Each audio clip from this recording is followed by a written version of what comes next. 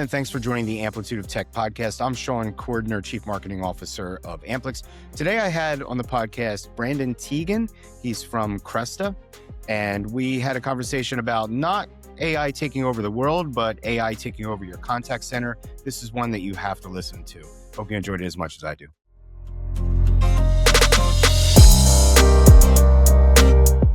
All right, Brandon Teegen, welcome to the podcast. Thanks, Shawn. Excited to be here. Excited to have you. Maybe just take 2 seconds and tell everyone who you are and what you do. Yeah, Brandon Teegen, based down in Atlanta, Georgia. I work for a company called Cresta. Prior to joining Cresta, or I've been for about 5 years, I've worked at large companies like Salesforce and Okta, as well as small companies called Dynamic Signal. And I've worked in pre and post-sales roles, but currently at Cresta, I lead our solutions engineering team, global team with about 50 SCs around the world. And what does Cresta do exactly? Yeah, so Cresta is AI for customer experience. So think of a customer service use case. You call in, Cresta powers AI agents that are automating, handling those interactions. But Cresta also powers the human agents. And so if you don't want to talk to a robot or you've got a too complex of a task for an AI agent to handle today, that gets handed over to a human agent where we're powering them with Agent Assist. And then because we have human agents and AI agents all on a unified platform, we give visibility and insights across 100% of those interactions, as well as things like quality and QM across every single customer interaction along the full customer journey there. Got it. So that was well rehearsed. I think your marketing team will approve of that message. I do want to ask though, when we talk about AI and human agents working together, what does that actually look like? Yeah, so I think we're actually starting to see it right now in the contact center quite a bit. And I think we're seeing it in a few different lenses. Like one is humans and AI working together. You probably use ChatGPT or Claude today in your personal life. We're starting to see like mini enterprise applications of that same type of interaction. But it's also starting to shift a little bit of like, I think if you look back, maybe the last 2 or 3 years, if you're early adopter of ChatGPT, like AI was very helpful for answering questions. Now it's becoming a lot more helpful for performing actions. And so whether you're building a deck, you're creating a one pager, whatever it might be, now there's actual agentic workflows that are happening. So we're starting to see the same thing in the contact center as well, where it's no longer just, hey, AI is helping to transcribe what's being said or discussed in the conversation, but instead it's, well, what are the actions that human agent's trying to perform? How do we use AI to drive a workflow that creates a lot more efficiency in that process, it ultimately just makes the agent a little bit more effective. So we're hearing a lot about agentic AI as being kind of the next phase of this adoption curve. And we're seeing a lot of pilots in certain areas in the business, contact center being one of them, but there's a lot of opportunities to automate using AI in your contact center. How do you prioritize which ones to start with and which ones to address later? Yeah, great question. I think I've always said this about the contact center, which is, to me, the contact center is a giant science experiment because literally everything is measured. Like, you know how long agents are sitting there waiting to take a call. You know how long they're speaking on a call. You know what hold time is. You know what ACW is. You know what entire handle time is. You know what cost per call is, et cetera. And so part of the reason, I think, if you think of AI today, right, like AI for coding automation is probably the number one application for AI automation within the workforce. I think a close second is AI for customer service. And part of that is because it's just really easy business value story, right? It's easy to build a business case and an ROI model to be able to effectively say that, hey, we give 50% of our team this tool to use. In 30 days, are they able to do the work that they were doing before in less time? Is our cost per call dropping? Is our handle time decreasing? And so I think that contact center is kind of a unique place where there's just so much data that exists and so much that's already quantified that it just makes it really easy to find initial starting points there. And I think the second piece is that, so there's one aspect which is like AI applications, building the business case, determining where to start. There's the internal aspects of, again, like summarizing call notes on behalf of an agent. You can fully automate that. That saves the agent time. That saves the business money. Then there's also the customer facing aspects. It's like, are your customers ready to engage with an AI agent? And if so, there could be even more automation savings for the business. But you have to make sure that your consumers are ready that those journeys that the customers are calling in to go down are actually fully automatable. So when I think of like, well, where do we begin our journey as an organization with AI? You know, think about it in both lenses of, are there internal applications that have some type of positive ROI or business case that can be built? Also, customer facing, different ball game, different set of requirements, guardrails, et cetera, that are needed.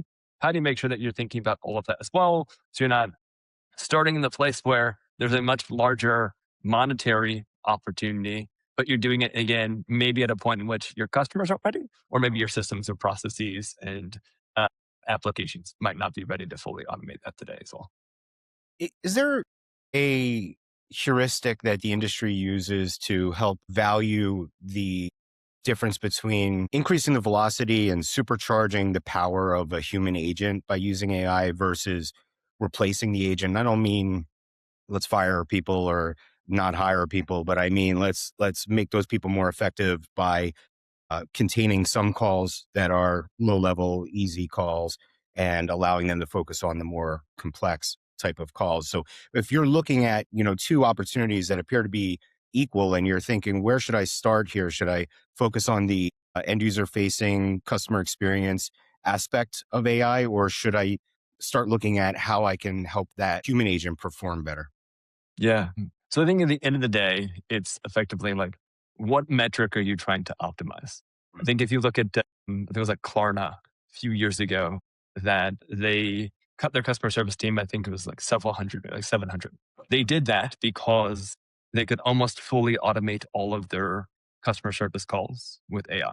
But it so poorly degraded their CSAT score that they actually decided that they go back to hiring a bunch of people because they weren't confident their customers were enjoying the experience that they want.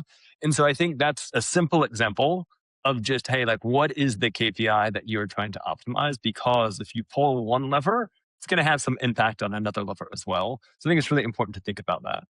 And then I think the second piece is, in terms of the balance between what should AI handle versus what should a human handle in the contact center. I think there's an interesting paradox, which is like, right now, the vast majority of customer interactions are handled by human agents. In the future, whether it's 10% or 50%, don't know exactly what it might be. And it's going to depend probably a little bit on industry and vertical and those types of components. But it's going to be smaller, but that smaller percentage that humans are going to handle are going to be highly complex. And again, it's going to be the things that can't be automated for a number of reasons. And so I think that's where it's okay, cool. It's not just thinking about, well, what are the easy to automate use cases? We can't just attack that with an automation strategy. We also have to be thinking about, well, what does that mean for all the humans who are going to be in the contact center handling way more difficult calls? Because they're not going to get the easy ones. It's just going to be the hard ones back to back to back. What is that going to mean in terms of their performance, their satisfaction, their ability to support customers? And then finally, the last piece that I'd say as well is that I also think there's low hanging fruit with AI automation use cases that like probably don't really need to exist. Right? There's so many companies who are right now just focused on like Wizmo calls. So if you're a retailer, someone's going to call in and ask about status order. Okay, great. We're going to automate that with an AI agent. Like, fix your app. Put that on your website. Like, there's other ways to solve this that aren't literally just building an AI agent to handle those types of tasks. So I think about it through those different lenses of, what is the impact going to be as we start to build our automation strategy? Are the things that we're automating actually the things that we should be investing in? Or should those conversations never have hit the contact center to begin with? And how do we help to get ahead of that? I think those types of dimensions are really important in just determining kind of what the appropriate starting point might actually be. Yeah, I just did a podcast episode with our president, Adam Renner. And that was one of the things that he pointed out, which I think is important and probably not said enough, which is AI doesn't have to be the answer for everything. In fact, if there is another answer that's not AI, you should really explore that option before you implement AI. But I can't let the Klarna thing go without coming back to it. Like, you have to wonder how decisions like this get made. Like, how do smart people get into a boardroom and say, hey, let's fire everybody and let's just automate this process and let AI handle our customer service? Like, that is a completely predictable result that the experience is going to be degraded. Don't you agree? Yeah, I mean, I think the reality is that the business case is incredibly strong. There's also many channels where it just feels low risk. Things like messaging or written channels, where again, like, is it a poor experience to get a response to an email instantly, even if it's automated, versus waiting 24 hours for a human to get to it? I don't know, pros and cons to things like that. And so I think it's a little bit more complex than just saying like, oh, that was silly. They shouldn't have done that. But I think what I would say is that they are on the far extreme of like, well, they could have cut 70 people instead of 700, Yeah. see how it went, done a little bit more A/B testing to just make sure that there isn't a huge drop in the most important KPI to the business, which for that segment, it was very much focused on CSAT.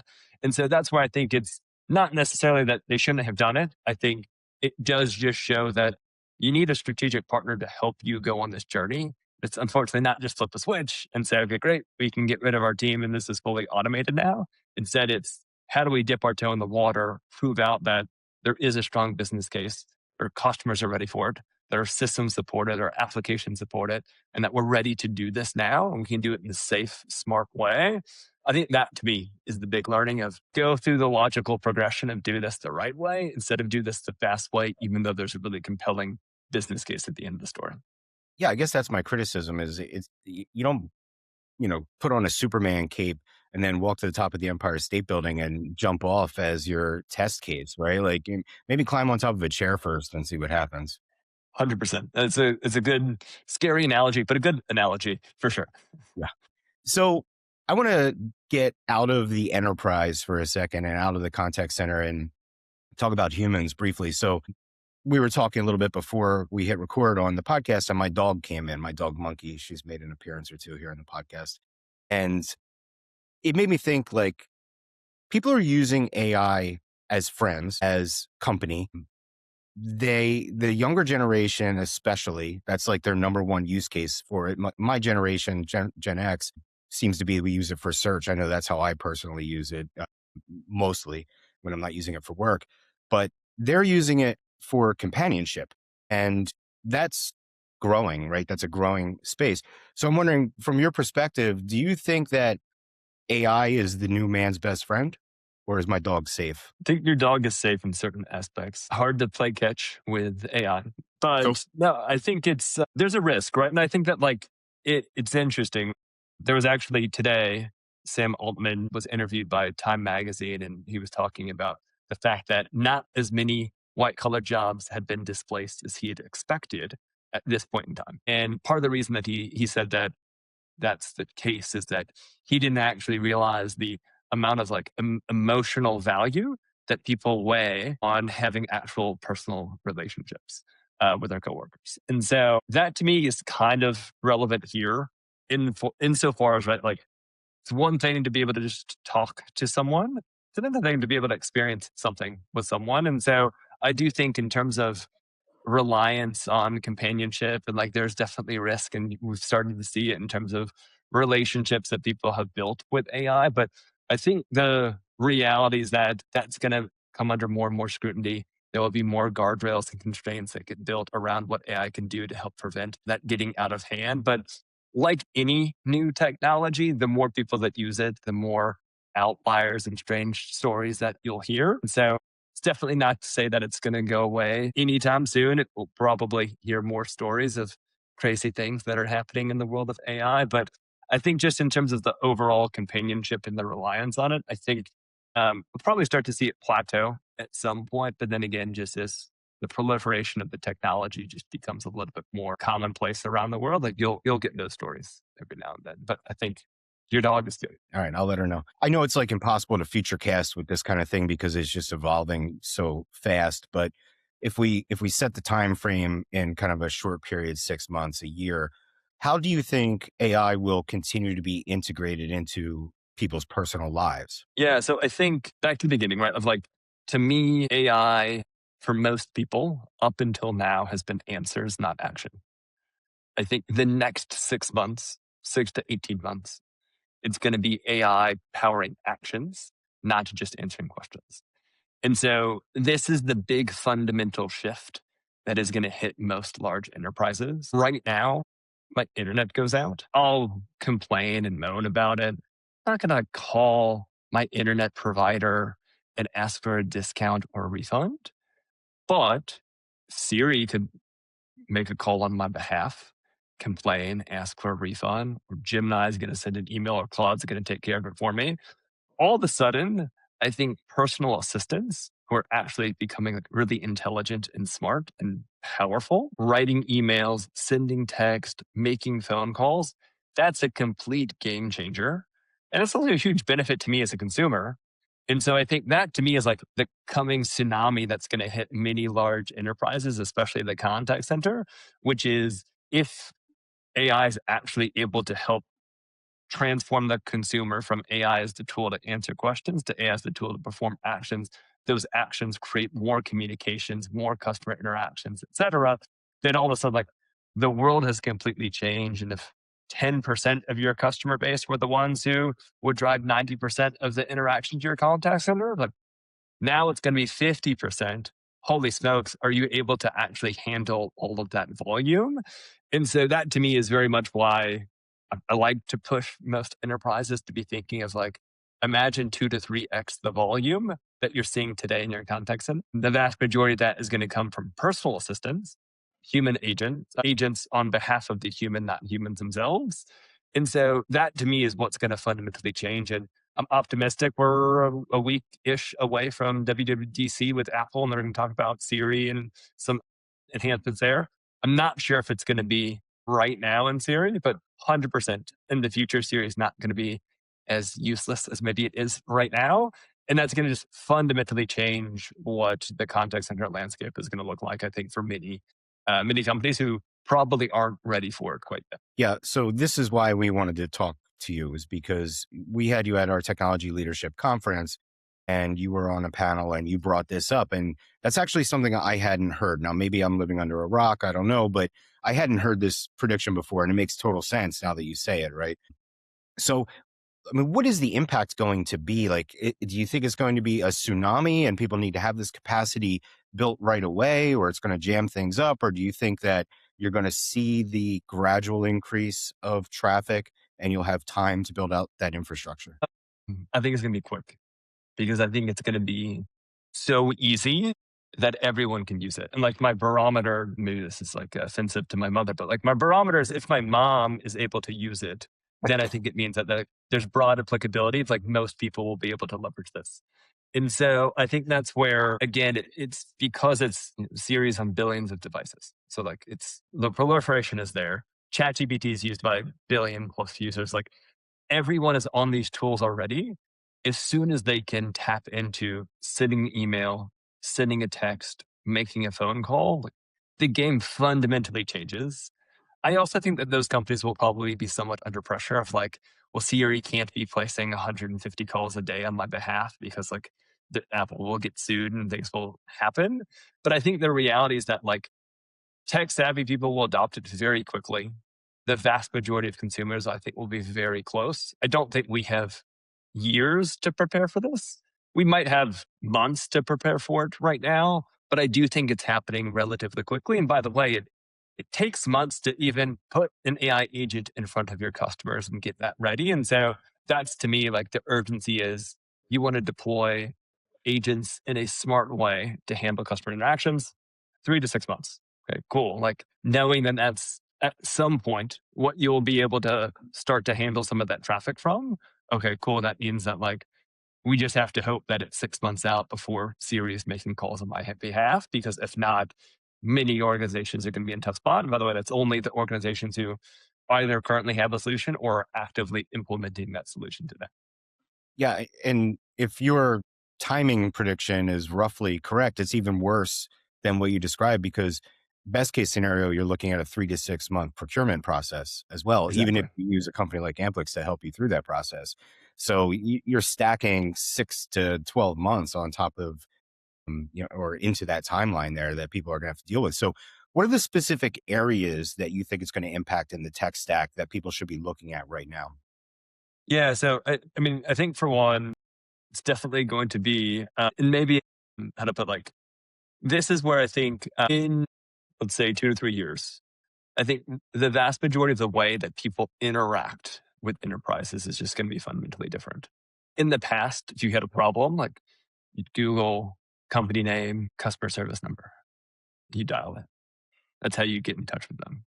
I think what we're starting to see a little bit more of is in the app or on the website, there will be a button to click to engage with that brand. And that's a little bit different because I think it also changes the dynamics in terms of like the CCAS, right? And so I think if you look at the CCAS, 100%, like they're going to see more traffic, more volume. They will be impacted. Making sure that you've got the right CCAS who can help you scale is really important.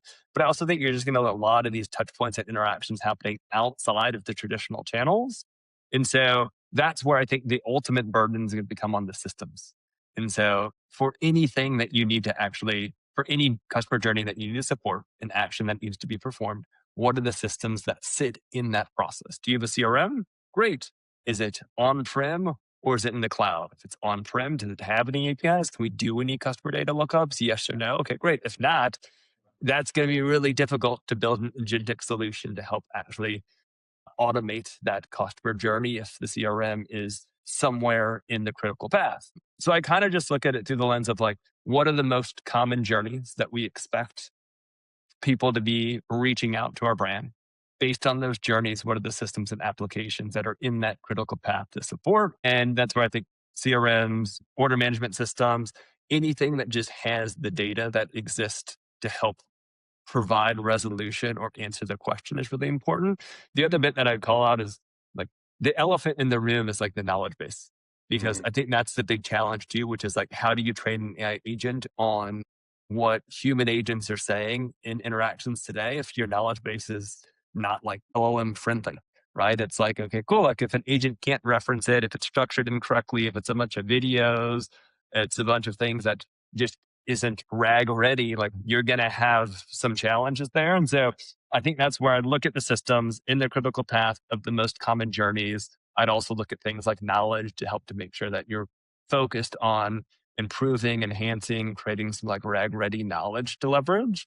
And then obviously like the CCAS and the different platforms that are kind of the endpoints of customer interaction entry, I think are the things that I'd be kind of focused on and just helping to make sure that again you're ready for a lot more volume than potentially you've had in the past. I'll throw in bandwidth as well because that could be the limiting factor in all this, right? So start looking at your circuit utilization and see how much cap space you have before you run into problems there. If you're operating a centrally located contact center, at least. And then what about staffing up, or is this the opportunity to start to figure out how AI can handle some of that call volume that you're expecting to see come in? Yeah, so this is definitely where I think the future is going to be AI agents and human agents handling call interactions at the same time, customer interactions at the same time. And I think that's why, I mean, at the event that we did at the Cave, which was awesome, that's why I think my mindset of like, however fast you're thinking of your agentic strategy and putting AI agents in front of your customers is probably not fast enough, because every single type of interaction that can be automated, that should be. And that like that's the reality, is that you need to get there as fast as you can, but it's not a flip switch and all of a sudden like great, every Wismo calls now handled, every FAQ is now handled. Like it is going to take a while to figure out, does the information live in a system that can be accessed to answer the question that is frequently asked, yes or no? And then how do we also make sure that there's the change management with the consumers of when people call in, will they even trust your AI agent to handle the question, yes or no? And so that to me is where like there's a number of different like long poles in the tent. It's just really important to help to make sure that you're thinking about having some type of AI agent strategy in place, because there's no way you can just step up with the human agents. And I do think that is where, again, like they're going to be handling harder, more difficult, more complex interactions. And being able to just say, oh, the agent went down that handles the easy calls, now kick all this over to the human agents as well, is like probably not a good recipe for employee satisfaction and like not creating some attrition risk within the contact center. Do you think, slight left turn here for a second, but I'm the type of person that if I have a problem, something's misbilled or whatever, if it's below a certain amount, I'm just going to ignore it. I won't bother. If I buy something from Amazon and it's, $20 and I have to go to the UPS store to return it, I might just not return it, right? I'm just that kind of guy. But in a world where I've got an AI agent that can go after these companies that, I'm looking for that refund or that credit or whatever it may be, that billing resolution, I'm more apt to do that because it's not taking time out of my day and it's not adding frustration to my experience of my day. So a lot of companies kind of build breakage into their models, right? It is an appreciable part of their margins. Do you think that AI agents could potentially impact breakage, and could that cause some underlying margin pressure? Yeah, totally. Right. Like, and I think you're spot on with the vast majority of people, if there's a minor inconvenience, aren't going to pick up the phone and make a call. If I could just ask Siri to do it on my behalf, tell me once it's done, and tell me how much money I've saved, totally would do it. Right. Yeah. And like, I think you'll also get a lot of instances where it's like, okay, like I'm moving and I want to cancel the service because I'd rather use it. And then it's like, actually, we got it 50% off. You want to keep it? Yeah, sure. Okay, great. I didn't have to do anything and I just saved a bunch of money. And so, yeah, breakage is going to increase. I wonder as well if like maybe there's a different way of categorizing it, right? Where like there is going to be revenue impacts 100% because of all these interactions that previously didn't happen. But then I also wonder if like maybe it becomes more difficult to allow, like, maybe I create the process, which is if an AI agent calls in, my discount threshold is 10%. But if a human consumer calls in, my discount threshold is 50%. And so I wouldn't be surprised to see companies somewhat quickly adapt to try to reduce gaming the system. But the reality is definitely going to be like there will be instances where the system is gamed a little bit more. I think at a minimum, there will be significant impacts. I think the extent to which companies like reactive with updating policies and procedures and all of that based on like, is it a human calling or is it an AI agent calling? I think that will be like whole nother ball game, whole nother playbook that needs to get built out. And so there's some type of operating procedure, setting expectations of like, hey, if someone's threatening to cancel, but it's not a human, it's their assistant. Mm. Okay, well, like maybe the discount threshold and the retention offers are significantly different than it would have been. That's really interesting. So play with the incentive structure or the disincentive structure, right? That's it. Yep. Yeah. So all these agents are going to be calling in. You're suggesting that people build out agentic AI workflows in their business and, spearheaded by an AI agent on the front end of it. So what are the risks of having an agent to agent interaction in that way? Yeah, I mean, I think for one, and this kind of gets back into like having the right guardrails, proper testing and evals, all of that becomes significantly more important because if you put an agent the front end of your customer experience and says the wrong thing, like you're in a world of hurt. I think it was Air Canada, right? Like a year or two ago, offered a refund to a flight that wasn't eligible for a refund. They got sued and still had to give the refund. Like minor example, but you can imagine a much worse example that results in class action lawsuit against that organization. And so I think that's one, right, where it's not necessarily agent to agent, but the agent at the extension of the forefront of the customer experience, whether it's human agent or AI agent calling in and interfacing with that agent, having the agent hardened and ready to go is going to be really important. And then I think from an agent to agent perspective, this is also where it just gets a little bit more interesting because, again, like back to the discount concept, right? Of like, there should be different processes that exist for agent to agent interactions and maybe exist for human to agent interaction. And so I think how you define that, how you operationalize that, where those are happening. So again, maybe it's not happening through your call centers. Like the agent might not pick up the phone and initiate a call. Maybe it goes to your website. Maybe there's a click to call button. Maybe you engage with it that way. I think the channel switching is also going to be very interesting where maybe there are agent to agent interactions that just happen on channels that human agents or human consumers can't get on, right? Like there's no transfer that would happen to a human agent. There's no transfer that would happen from my personal agent to myself. It's pure agent to agent. So I kind of think about it in those different areas of just kind of like, where is that going to take place? When it takes place, how do you make sure that your brand or enterprise is protected and hardened? And so that you're not giving out information that's going to result in some type of issue or impact to your business. But that to me is where kind of the agent to agent piece becomes really interesting because I think it's just going to happen kind of in an avenue or venue that isn't seeing a lot of traction today just because there isn't necessarily the need to have that space ready. Yeah.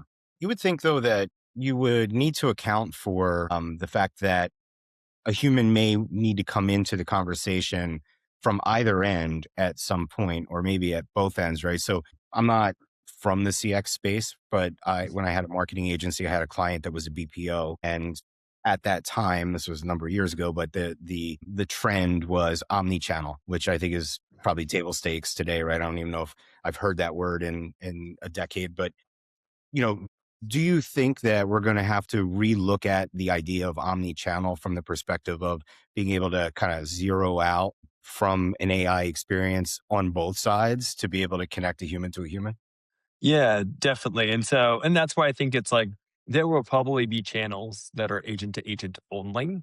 And there's going to be a bunch of channels that are hybrid in the mix of both. I think the other thing that's interesting, and we've at Cresta, we've started to see a lot of excitement and success with something that we call agent operating center, which is essentially like you as a supervisor can be observing live interactions just purely handled by AI agents. Mm, And then what it will do is it will flag to you what we call like the virtual hand raise, which is at some point in interaction, an AI agent might not be able to answer a question because it doesn't have the information, or there's a specific guardrail in place that doesn't allow it to give the 30% discount that the customer is asking for. It can only give the 25% discount. And so AOC actually allows for, at that moment, the AI agent to actually escalate to a human supervisor who's mm, sitting there watching conversations, and then they actually are able to feed information directly to the AI agent to say, okay, I've approved a 30% discount. You can mm, let the customer know that this is good to go. And sorry for that issue that they'd run into. Be really empathetic as you give the response here.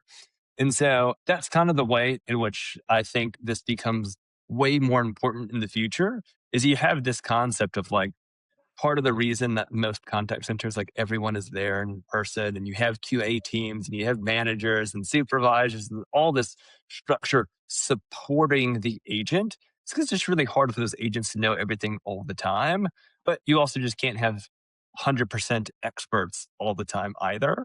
And so I think it's really interesting kind of saying more of the hybrid approach now with some of our customers where it's like human agent interactions, AI agent interactions all happening in the same place. And in the same way it works with, hey, I'm going to put you on hold for a second to go ask my boss how to answer this question or if we can do this. Same thing now is going to be the case with AI agents. But again, there's a lot more volume. So how do you support that in a really scalable way? And then how do you redesign maybe even it's like the contact center operations team to say, hey, if you're a supervisor and you're managing a team of 15 agents, maybe a 15-to-1 ratio of 15 agents per one supervisor, should that become 30 mm. AI agents and human agents all reporting to that one supervisor and they're able to observe all of those interactions all at the same time?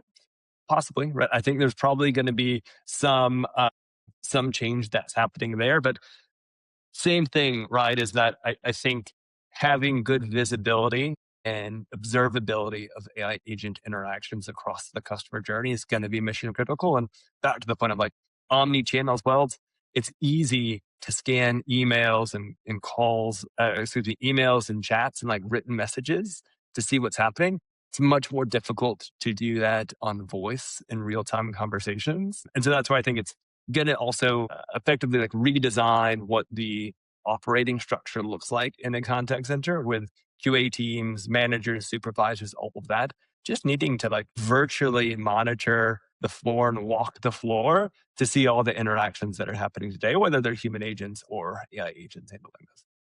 So instead of calling in and say, "Can I speak to your supervisor?" You're going to say, "Can I speak to your human in the loop?" Yeah, yeah. Probably, right? At times you'll definitely just say that, hey, like, and this is again like the challenge with like the change management bit of like, I think most consumers will engage. We see this all the time of like, you just talk differently, knowing it's a robot than knowing it's a human. Oh There's a yeah. little bit less empathy, a little bit more straight to the punch. You probably ask for things that otherwise you wouldn't have asked for. But we see the inverse, which is true as well. Of there are many companies who are selling products that maybe like are, I don't know, let's say like denture replacement. Okay, cool. Like maybe you're gonna ask a bunch of questions in that intake process that, like, I don't know, it's kind of sensitive. I don't want to talk about my teeth, all this stuff. Just some random person sitting in a contact center somewhere. But maybe I'd share that with an AI agent because they're not going to judge me and they're going to be empathetic and like they're coming from a place of neutrality in their perspective of every single response that I have. It's just a machine capturing this information. So I think you'll see a little bit of both where some people will play a bit of hardball. Other use cases might actually be a little bit better because it removes maybe some of the judgment and emotional aspects that people are less comfortable with in fast. Yeah, just this week we put out an episode with the founder and CEO of Posh AI, and they operate in the financial FinServ vertical. And that's what we were talking about was people are a little bit sensitive about their financial situation sometimes. And, is AI a better alternative for those people because they'll feel a little bit of freedom from the shame that they might feel having that conversation with a person? Yeah. Yeah, I believe it, right? And I think this is also where it's still early innings, right? I think as people get more comfortable, back to the companion bit as well of like, hey, if I'm spending a lot of time talking to AI, and there's probably a world in a year or two where like I just stand at my desk and I talk to Claude, and Claude's completely controlling my computer. Where like now I'm so much more comfortable engaging and interacting with AI that fundamentally changes what I'm willing to say or do, knowing that I'm speaking to an AI agent. I think the world's just going to look fundamentally different here in the next couple of years. Yeah, I just saw a headline, I think on Apple News this morning, actually, about how whispering in the office is becoming a thing because people are talking to their Claudes and their Chat GPTs. And so there's like this low murmur and it's distracting, but it was paywalled, so I couldn't get through it. I could probably ask Claude for a summary of it. But anyway, so I know this is not your domain necessarily, but what about cybersecurity risks in particular? Because I would think that there's a risk of, something like a prompt injection attack or something like that. I mean, you're also greatly Yeah. expanding surface area. Yeah, so I think of risks in two different ways here. One is there is bad actors who are trying to take advantage of agentic solutions, AI agent calling in, prompt injections, jailbreaking it, etc. I think for the most part, we've generally seen, broadly speaking, in the space, Cresta plus every other company that's in the AI for customer service space right now, pretty rare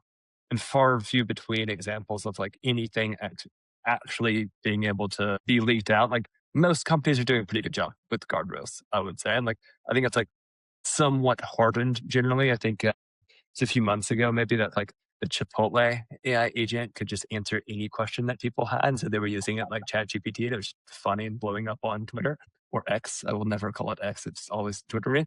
So I think there's that one piece, which is like, right, like finding the right partner, making sure that you're protecting your business because they have the right guardrails in place. But also, like, there's the input output piece, which is like guardrails are going to be protecting on all the inputs, but how do you also protect on the outputs? That for us is what we're talking about things like constraints. And so, designing the agents in the right way and agentic workflows in the right way is super important because it's giving a lot of access to a lot of valuable customer information. And now, as you start to see financial services, things like healthcare, like all of those agentic solutions are going to be tapping into all of the systems that have access to your money, all of the systems have access to your health records, like very sensitive information. Yeah. So I think it will continue to be very important from just a just general cybersecurity perspective to make sure that you have the right partner supporting you there. The other piece is that I think what is going to be maybe more difficult for brands than protecting the systems that you're using from bad actors.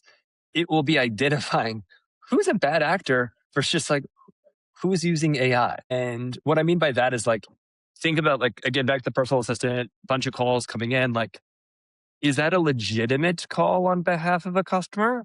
Or is that some like random interaction of someone trying to impersonate me as the customer. And now that you have like the ability to clone voices with text to speech models and like it can sound just like me as well, like that to me is where like the cybersecurity risk in terms of the customer experience in the contact center is like wildly changing because like how the hell do you even know like is that a real person? Is that not a real person? Now, if it's someone who's saying that they're calling on their behalf and maybe they have some of their information, like what is the willingness that we will do to share that information with them? So that to me is where like from a cybersecurity perspective, the two big risks are protecting all of the systems that will get more and more access over time. And that's back to the point I'm just kind of like, are your systems on-prem or cloud-based? If they're cloud-based, do they have APIs? Like all of that is just going to open the business up to more risk. The other bit is the volume and the confusion over what is fraudulent versus what is not. It's going to get quite murky here in the future. And so I think that's where figuring out like what is the right verification process and how do you make sure that it's hardened and foolproofed and things like that to protect your consumers or customers will be really, really important. But mm, I'm not sure if I'm like a large company, like how I get ready for that. I think there'll be a lot of learnings here over the next couple of months and quarters. But that to me is definitely going to be a space that cybersecurity companies will be thinking a lot about and then trying to help to make sure that like maybe back to your point on like omni-channel, it's like everything's two factored, even agent to agent interactions, and maybe it's the human agent or the human consumer who has to like click a button in a text message to like validate that they did approve this agent to reach out on their behalf. I think the world will have to adopt a little bit because otherwise I don't know how there'll be enough trust in the ecosystem to perform all these actions that will be happening. Yeah. In marketing, we talk a lot about user experience design. I bring it up on the podcast all the time. People are probably sick of it because these are not marketing people listening to this. Pass this to your marketing people, though, please, so they'll download it. But we talk about user experience design, and that's us designing a digital, pathway for or journey for people to land on your website and find their way through and be able to accomplish what they want to accomplish and get them to, nudge them to do the things that you want them to do on the website. And one concept that I think is overlooked a lot in user experience design is friction, because it is not intuitive to think that you would intentionally introduce friction into the process, because so much of user experience design is about removing friction so that people can have a clear path to what they're trying to accomplish. But intentional friction can actually play a really important part in getting people to take actions and to delivering a good experience. And this might be a place where we necessarily have to introduce friction into the process so that it's not a free for all and you can't have one person with 100 agents banging on the door of a single brand trying to get something done, or just blind outreach. And if you could create a step in that process around authentication, you kind of kill two birds with one stone, right? Is you're blocking and tackling some of the junk traffic that really you don't need to deal with, and maybe is not real, I'll say, right? Like maybe it's just people trying to get a discount because they want a discount, right? There's plenty of that. But also you can deal with the step of making sure that it is a valid request. Yeah, so spot on, right? I think authentication will fundamentally change here in the future. And it's been interesting, right? I think most from a consumer perspective, most of the times when I'm thinking about like logging into anything and get the text message, here's a 6-digit code and input the code, good to go. Like, I think there'll probably be the proactive equivalent too, which is, okay, great. If I'm trying to do a thing, now I have to validate that, like, yes, I'm actually approving and wanting to do that thing. And so I think we'll start to see kind of like a proactive authentication in addition to like the reactive authentication that has existed here in the last couple of years. Yeah, I could see how, you have the passkey on the iPhone, right? And it just uses your biometrics to approve things. So you don't put a password in, and it replaces the function of entering a password into an application or to a website. I could see how you could get a notification on your iPhone that says your AI agent needs approval, and it has a passkey and it authenticates on your face, and you just tap the button until it complete the transaction. Passkeys, one of the greatest inventions. The Amazing. first of which are like from an authentication perspective is like person who like created the autofill for the one-time code. Like Yes, brilliant. brilliant. It's these little things, right? Little things. Little things. So on the topic of risk, the third area of risk, I think, is brand risk. So talk to me about how this introduces, the potential to do damage to the brand, or on the positive side, to actually improve the perception of the brand. Yeah. I mean, the reality is that, like, I think most companies will view this as an opportunity to create an identity for a brand that is communicated, distributed through an AI agent, right? So if I pick up the phone and I want to call an airline, for instance, like the sound, the experience, all of that, like the marketing team should actually be very engaged in the process of building AI agents for customer service because it literally just becomes an extension of the brand identity. It's the sound, it's the feel, it's the personality, it's the characteristics. Is it funny and youthful? Is it serious and a little bit less excitable? Is it male? Is it female? There's so many different characteristics that go into the actual design of the personality for an AI agent. That to me is where, to your point, like, and both things are true, which is there's a lot of an opportunity to lean in to the design process and use this as an opportunity so that everyone understands and knows what it sounds like. Right? It's like who is the girl from Progressive Ads, right? Like you know who that is. Flow, Flo, I think is her name. flow, yeah. Right. And so like everyone knows Flo, knows the voice, what she looks like, all of that. It's become an extension of the brand. I think it's gonna be the same thing with AI agents for most companies. Now, with that said, it also presents the same risk, which is like it's not good. It breaks. It doesn't give the information. It's no different than what the experience was with an IVR. People lose trust in it. They don't like it, what have you. Then all of a sudden, it's detrimental to the brand, and now you've got a loss in customer trust, impacts the customer experience, CSAT, etc. And so that to me is where I think most companies right now are realizing that like they should lean in, they should do it the right way, and if they do, it creates a huge opportunity for them. The inverse can also be very true too. Yeah, a famous line in marketing is Marshall McLuhan saying that the medium is the message. And what that means is where your brand exists creates a context for your brand.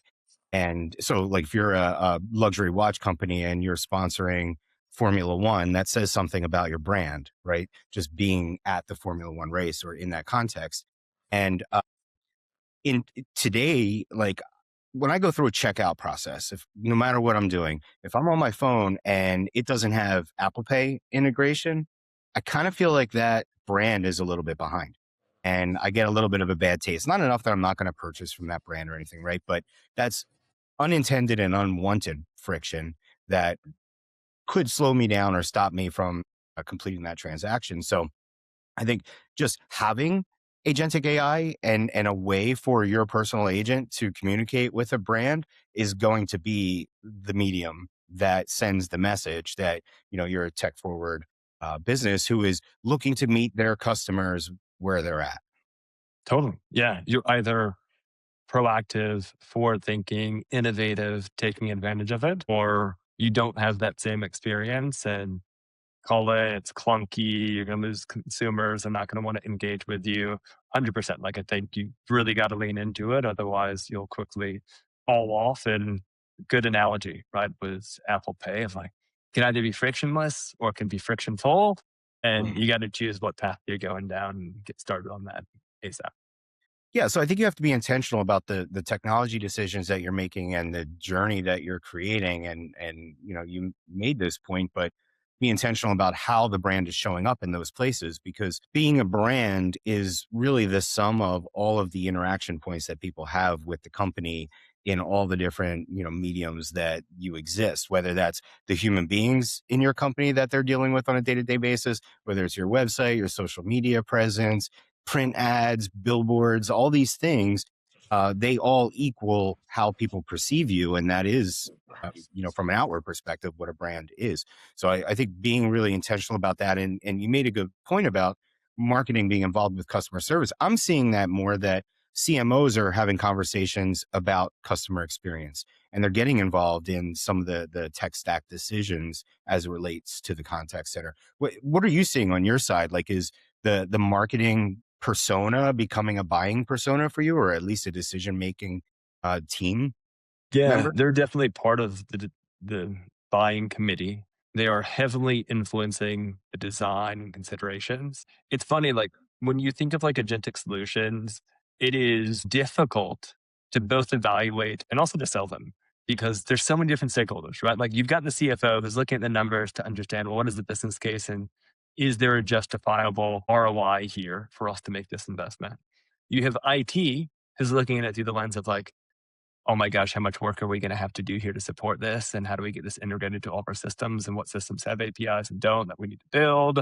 How do we get this integrated into our release process? So, do we need to integrate into all of our dev environments or is this going straight to prod? How do we reduce the amount of risk there?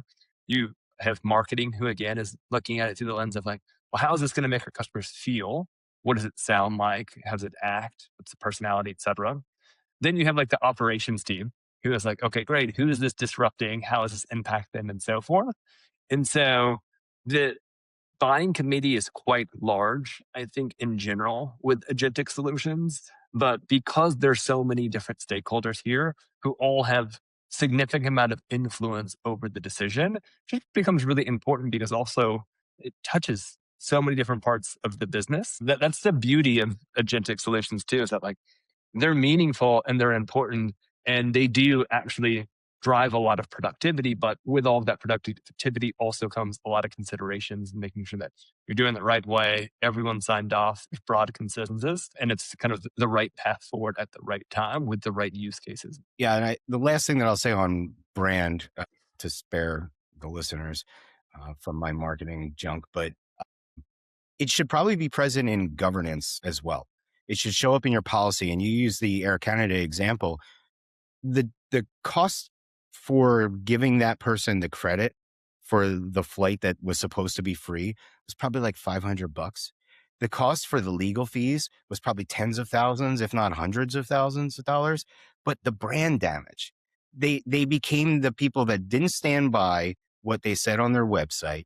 There's a loss of trust and a loss of brand equity when you do that. And on top of that, you come across like an asshole because you're picking a fight with someone. It was a bereavement flight. That was what it was. So it's not even like someone just asked, for a credit or something like that. No, somebody called up and said, my uncle's dead. I need to fly. What is this going to cost? Or can it be free? Or do I get a portion of it back? And they answered wrong. So you don't want to come across that way. You want your brand to look like you stand by, what you say you're going to do and that you deliver for your customers and that you're going to keep that trust because trust is one of the most important things in building brand equity. It's your spokesperson, right? Like it's that. And so I think how you coach, how you design it, how you develop it in the right way to be the face of your brand is mission critical. Yeah. Um, so I want to take a final left turn here and talk about the cost of all this, because if we're in a world where there's a bunch of agents that are trying to engage with agents on your side, there's going to be a whole lot of token use that you didn't account for. And I saw a meme not too long ago on Instagram because I'm old and I use Instagram and not TikTok, but it was like the face of the CFO when he realizes that the costs of the tokens are more than the salaries of the people they let go, right? And I think that's a real thing. I think that we're already seeing some instability or fluidity in the underlying cost structures of some of these models, and that's most likely going to continue. And who knows what it's going to look like, but regardless of how it goes, whether it becomes cheaper or whether it becomes costlier, it's the volume that's going to end up increasing the cost. So how do you project that? How do you deal with that? Yeah, I mean, it's a bit of a moving target in a number of different ways. So, for one, it's interesting because like the inference cost has gone down significantly, but the models have improved even faster. And back to the point of like most people are transitioning from answers to actions, like what they're actually doing with AI significantly more complex than it was 6 to 12 months ago. And so you've kind of created this like interesting paradox, which is like usage and productivity is outpacing the cost efficiency being realized over time. And I think that's where many organizations, and maybe even back to like to Sam Altman's point on like, hey, maybe this is not causing as much white collar job loss as we had expected is like, it's becoming pretty expensive to use AI. And that's partly just because how people are using it is just fundamentally different. Like 12 months ago, you probably weren't building any decks with AI. Now, like Claude's making pretty much every deck that is being put together in terms of what one pagers and material that just wasn't being produced previously. It was like, hey, I'd go to Claude to ask a question, get some information answered, etc. Maybe summarize a bunch of text that I didn't want to dig through. So I think you're at this interesting point where like usage is becoming more complex with AI. Also, because usage is becoming more complex, you're using the smarter, more expensive models. And so Mhm. even if the underlying model costs are going down, like the rate of complexity uh, is going up. So like token usage is increasing more than the cost per token price is decreasing. Mm. So that's a challenge many CFOs are going to have to deal with. Um, if we just only charged when resolution was provided, when the task was completed, etc., it makes it a lot easier to make sure that you're only paying for the compute and token consumption that is warranted because it saved the conversation from happening. But the challenge is that we're starting to see there too is that then it just creates a bunch of concern over like, well, what is the definition of an outcome and what satisfies when that outcome is being met versus not met. It also creates some disincentivization on leveraging the best models because, like, to have the strongest outcome, or excuse me, have the strongest margin with an outcome based model, you obviously want to use like the cheapest models possible to provide that action. And so, long-winded way of I think saying that like there's no shortage of complexity around AI cost and usage. I think we'll continue to see spend increase in the world of AI cost as complexity and the tasks increase over time. The reality, though, is I think that's where, like, for us, it's been very easy to do things like volume based pricing instead, where it's like, hey, if you know you got 1 million minutes a month of calls, okay, cool. Like, I kind of know what to expect in terms of what those costs could be. And potentially those costs will go down over time because what we're doing is leveraging models that should be becoming more efficient. It's much more difficult when, again, kind of back into like more of the knowledge worker and producing materials and running tasks and building reports and web pages and applications, et cetera, like the complexity of that is increasing. Token consumption is going to increase. Costs are going to continue to increase. And so there'll be a delicate balance there. I think many CFOs will be dealing with of how do we continue to invest in AI, but how do we not create some type of like AI sprawl in terms of what those costs mean to the business? And then how do we also not invert the ratio so it's like, well, damn, all the humans were actually way cheaper than what all of the costs are that we're spending on AI today. Yeah, it's going to be obviously tough to predict, but people should start having those conversations with their CFO now, right? Totally. Yeah. I mean, you got to start to game plan for it. There's also, again, like the reality is that AI is not going anywhere. People are going to continue to use it. The complexity of it, how they use it is going to continue to increase. And so, how to get ahead of it, make sure that there's a strategy for it, I think is important. We also use it a lot too, where there's also this risk, which is like everyone is doing these highly complex tasks using AI in silos. And so like there's lost efficiency, I think, right now. Like there's also not a lot of incentive of like Anthropic or OpenAI to just be like, hey, instead of everyone building their own agents to all do the same things in probably some inefficient ways, just have one, centralize it, have everyone use it, drive more efficiency, reduce cost. And so I also think like that will start to change as well, where how large enterprises are leveraging AI is going to be hopefully a little bit more efficient than potentially it's been in the past.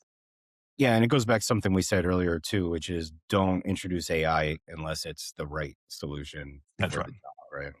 That's it. Yeah. Yep.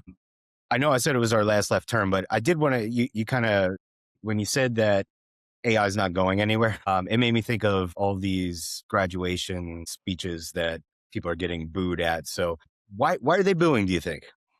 Doing in the sense of about AI or Yeah. Every time AI was brought up in a graduation speech, yeah. yeah. Yeah, I mean, I think so. The reality is a few things. One is that with midterm elections coming up, I think data centers are probably like first and foremost the thing that is highly political and contentious at the moment. And there's some reality to that. I think like when you think of AI today, so if I were to ask in Google, like, how do I reset a Sonos speaker? Simple question. Mm, If I were to ask that same question to ChatGPT, it's 10 times as much energy to produce that response. mm, And so I think the energy consumption is crazy. Same thing of like, if I ask Claude to produce like 100-word email, it's like mm. bottle of water is used just on that one task. And so I think a lot of people see the impacts in terms of like energy consumption, water usage, et cetera, and data centers again being a very political thing at the moment. And so there's no shortage of issues, I think, facing the world of AI, just in the sense of it is going to be compute and resource intensive. You also have a lot of companies like Meta is a good example of like they get the vast majority of their data centers powered through renewable. And so like it's not that bad at the end of the day. But I think the reality too is that like I've not seen anyone not use AI because it uses more power and it consumes more water.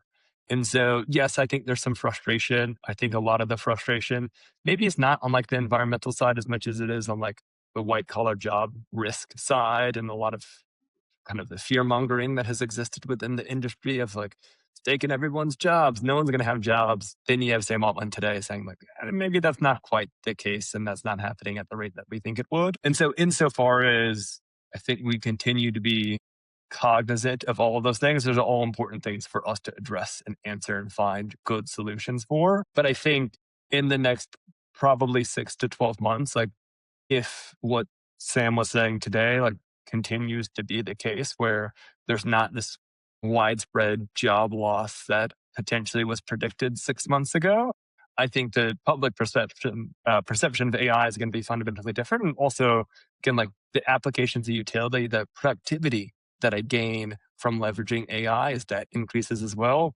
I think so will satisfaction and sentiment with it in general. Yeah, it's so funny because the industry itself are the ones that did all the fear mongering. I haven't talked to a single person in this industry, either on the provider side or on the enterprise consumer side, that has said, "Yeah, this is going to take all the jobs away." Not a single person has ever said that. Every single person has said this is overstated. It's not what it's going to be like. AI is going to be working alongside humans, and yes, there will be some job loss, those jobs are going to shift to other things. I mean, you talked about a couple of things today, right? Having someone that could have been a frontline agent can now be that supervisor that sits over top of 30 AI agents, right? So it's just a different skill set that you have to train them on. So I feel like they kind of created this environment for themselves of people being angry with them and not liking AI. But to your point, like I don't think it's going to move the needle at all in terms of the expansion of AI. It's just another, like you said, we have to address it, right? We should be investing in renewable energy and have responsible ways to and sustainable ways to fuel this. But almonds use a lot of water in California, but there's not a mass movement against almonds. So I don't know. I just thought it was interesting, and I always want to look at it like consumer culture drives enterprise adoption to some extent, I think, right? Like the consumer market has to be ready for the technology that we're introducing if it's a technology that interfaces with them. And I think that's one of the reasons that you're seeing so much enterprise adoption is that the ChatGPTs of the world and the Claudes of the world, people got used to it. And so they've become familiar with AI and they're comfortable with AI and they're able to get past that little voice in the back of their head that says this is new and weird and I don't want to do it. Yeah. Yeah, I completely agree. Like, I don't think we are where we are today if not for ChatGPT and when it was like 22 that it came out. And then I also agree with just like the doomerism is it's also part of like Anthropic being in a perpetual state of fundraising. Yeah, it's driving capital. It's That's all what it is. sales. Yeah. Like it's all sales at the end of the day. And so yeah, it's a very interesting time. I think the world's gonna change and maybe I'm techno optimist here, but change for the better in terms of what people will be able to do leveraging this new technology in the future. But it's disruptive like any new technology. And so I think it'll be a lot of fun, and hopefully some of these predictions play out, but probably some of them won't as well. But who knows? I don't think 5 years ago I thought we'd be on a podcast talking about AI and how it's going to revolutionize the customer experience. But here we are. Yeah. Well, I don't think 5 years ago anyone thought I needed to be on a podcast, and they probably still don't. But let's end on an optimistic note. Brandon Teegen, thank you so much for your time and expertise. Appreciate it. Thanks, Shawn. Happy to be here.